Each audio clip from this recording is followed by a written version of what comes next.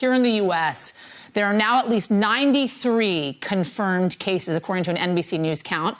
But that number is constantly changing. 45 of those cases were diagnosed here. 48 of those infected were people evacuated from Wuhan, China, the epicenter of the outbreak, as you well know, or a cruise ship that was quarantined in Japan for some time.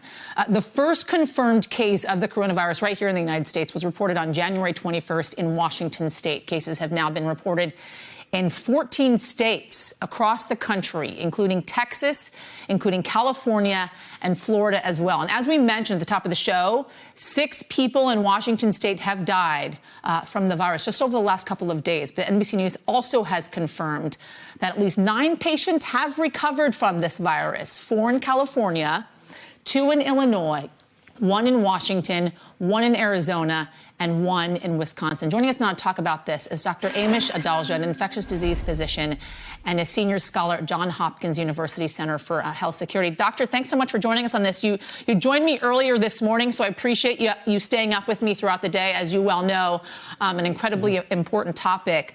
I want to talk about the many people that are at home today that are feeling quite anxious about a possible outbreak of the coronavirus. The Centers for Disease Control say that the symptoms of coronavirus are fever, cough, and shortness of breath. We all well know these are symptoms that are similar to a really bad cold or a flu. How are you able to, if you are at home today, tell the difference between the coronavirus and a bad cold or the flu?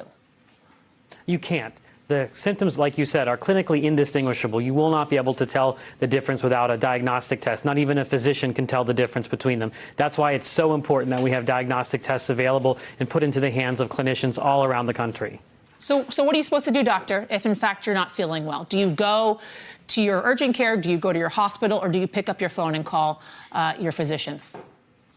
So most of the cases are going to be very mild, and many won't even need medical attention because they're going to be indistinguishable from a bad cold, and you can get through that with over-the-counter medications. If you are someone who has underlying medical conditions, if you are older in age, or if you're getting more short of breath, getting very weak, you should seek medical attention. I would suggest that people call whoever they're going to go to, a doctor's office, an urgent care, an emergency department, to say, I've got these respiratory symptoms. Because as we get community spread of this virus, hospitals may have their own triage protocols where they may bring you in a different entrance. They may put a mask on you so you don't infect other people. So that's what I would tell people to do. But most people are not going to need medical attention for this.